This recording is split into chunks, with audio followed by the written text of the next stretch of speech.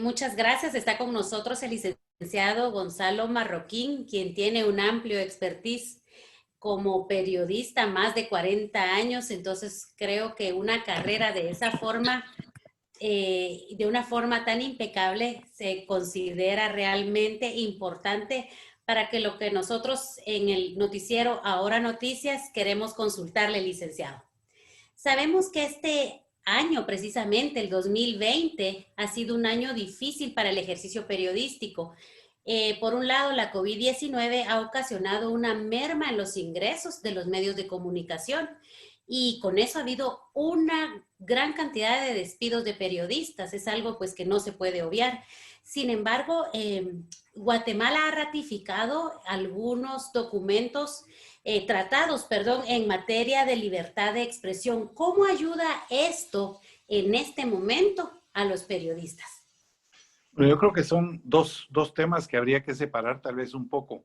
Uno es el efecto económico que tiene, el impacto económico que ha tenido el COVID-19 en los medios de comunicación.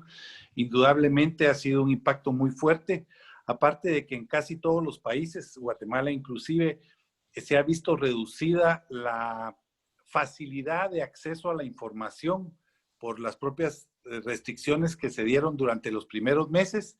Eso representó un valladar para la prensa, pero luego vino el tema económico, la merma en publicidad, y eso lo ha provocado que muchos medios hayan optado por recortar presupuestos en sus redes, en sus redacciones, perdón. ¿Qué es lo que esto afecta y cómo afecta a la población?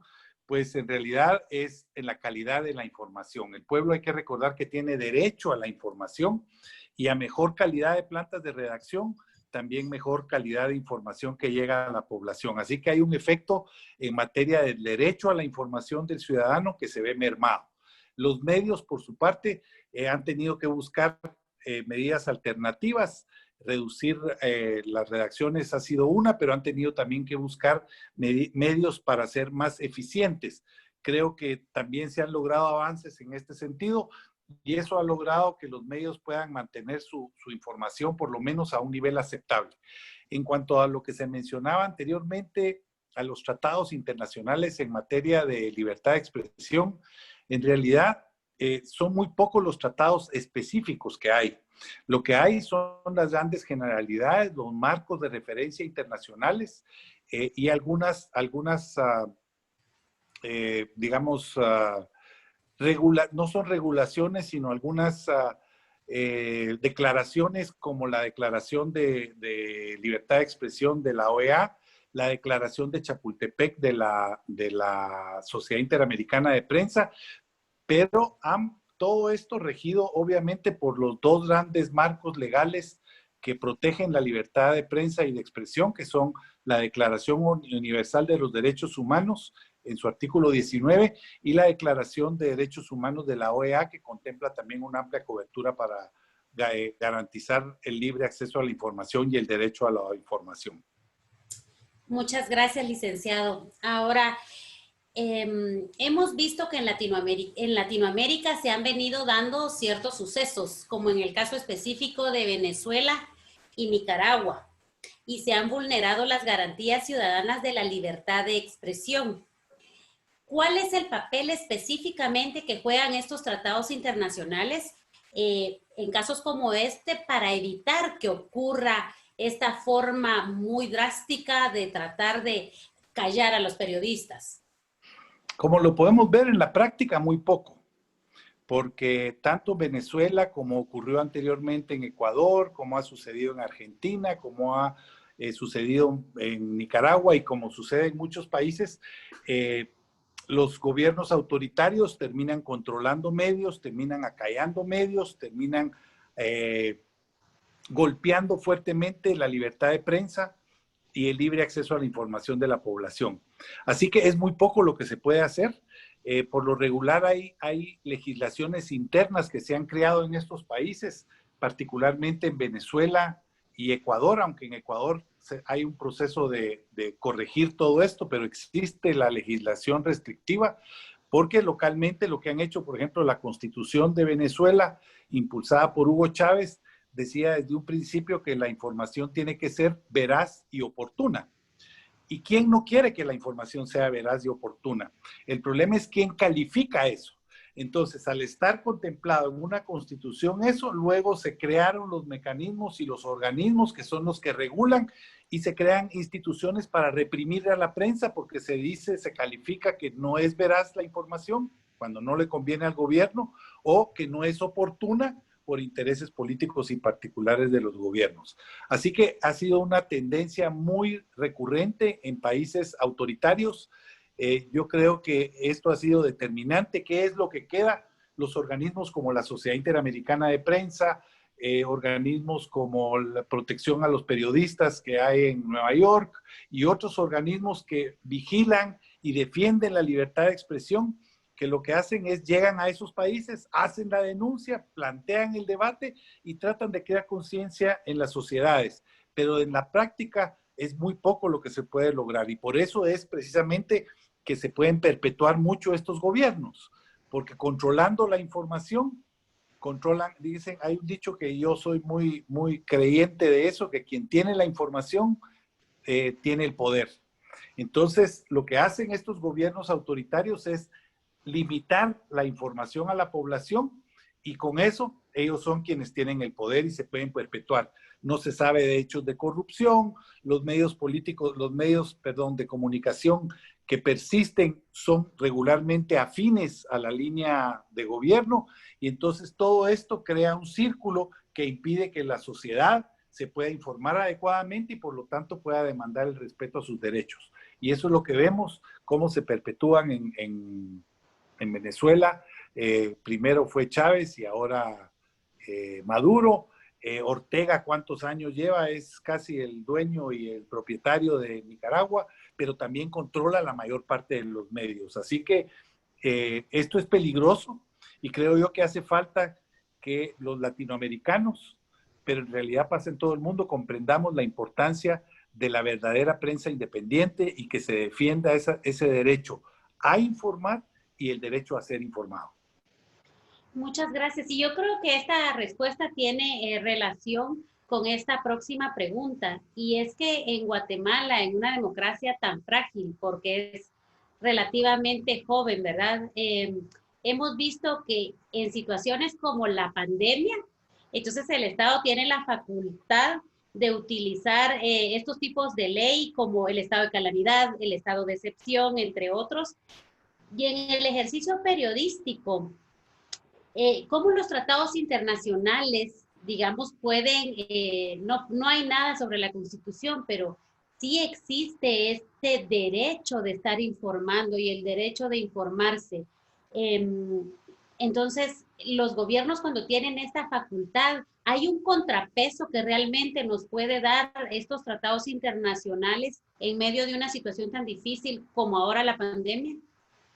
Y yo pienso que volviendo al concepto de los tratados o declaraciones internacionales, es muy poco lo que se puede lograr, a pesar de que hay que recordar que lo más fuerte es la Declaración Universal de Derechos Humanos, que establece claramente el derecho a transmitir información, el derecho a buscar información, el derecho a opinar.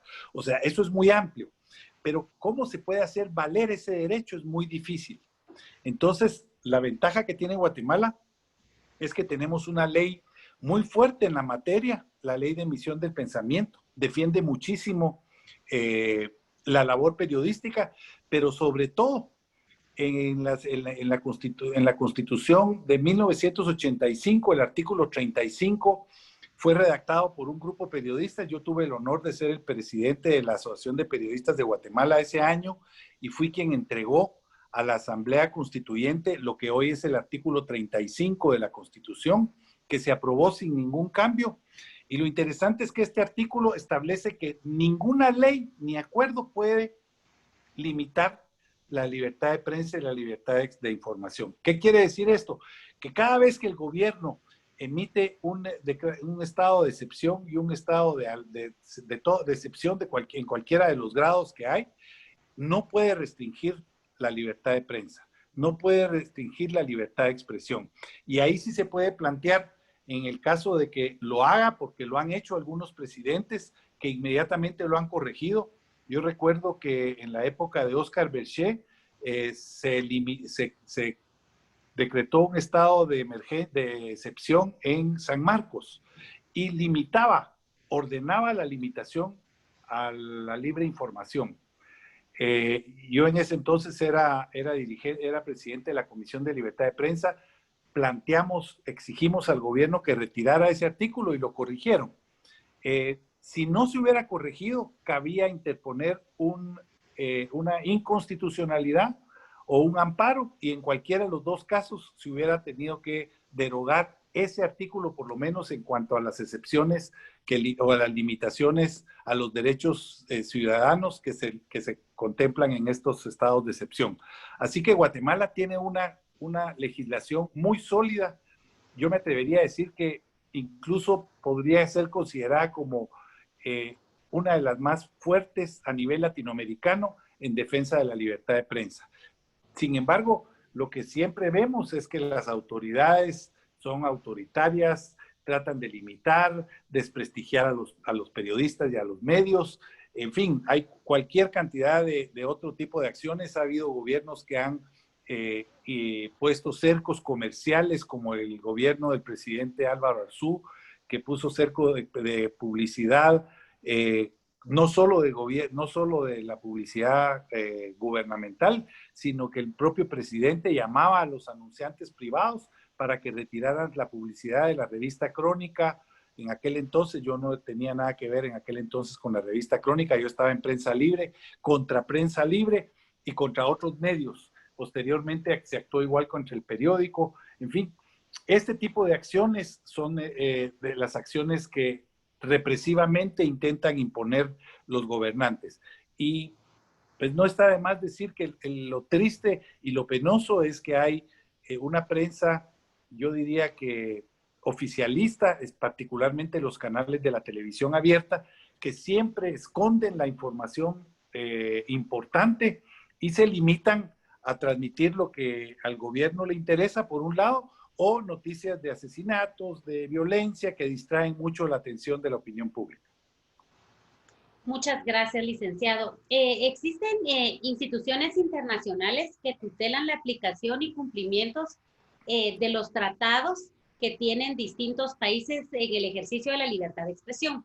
Pero muy puntualmente, ¿qué han hecho instituciones como la CIP para garantizar la seguridad de los periodistas en el ejercicio de su profesión?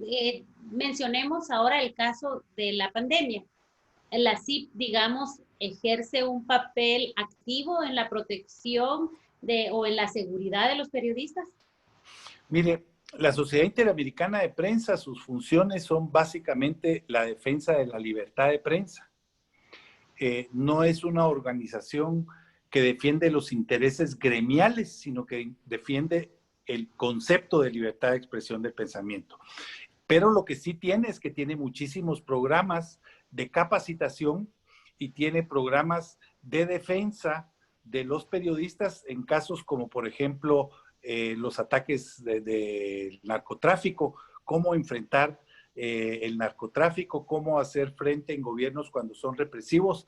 Se hacen seminarios permanentemente. En el caso de la pandemia, lo que se hizo fue muchos seminarios y se siguen haciendo, cabalmente creo que la semana próxima hay uno, se siguen haciendo seminarios esta vez virtuales, en los cuales se les dice a los periodistas cuáles son las medidas preventivas que deben tener para no terminar ellos contagiados, pero que no se trata tampoco de descubrir el agua azucarada, porque hoy en día todos sabemos que lo que se tiene que hacer es estar uno con la mascarilla, lavarse las manos continuamente y el distanciamiento, pero siempre es interesante que estén diciendo, que le estén pidiendo a las redacciones que no permitan yo no llamaría hacinamiento, pero las salas de redacción, por lo regular los periodistas trabajamos muy cercanos unos a otros.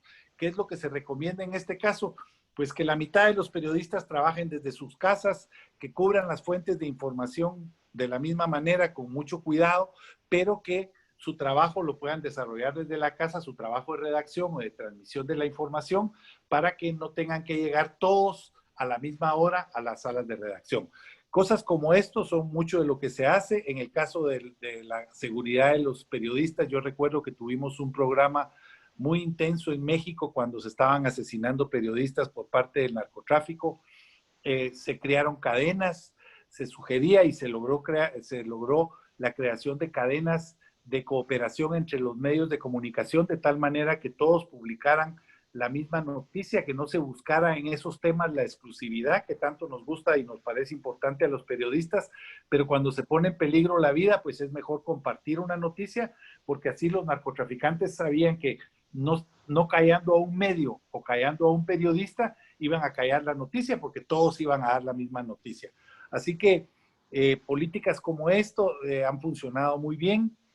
Se ha pedido también que exista una fiscalía que existe en Guatemala a solicitud de la Sociedad Interamericana de Prensa, la Fiscalía de Delitos contra Periodistas. Esa se creó hace algunos años a solicitud de la CIP, que son medidas que indudablemente yo diría que contribuyen, no logran eliminar el peligro, pero que contribuyen, porque si voy a atacar a un periodista sé que va a haber una investigación específica y entonces eso pues le genera más seguridad al ejercicio periodístico. Muchas gracias, licenciado. Estuvo con nosotros el licenciado Gonzalo Marroquín, representante nacional de la carrera periodística. Muchas gracias.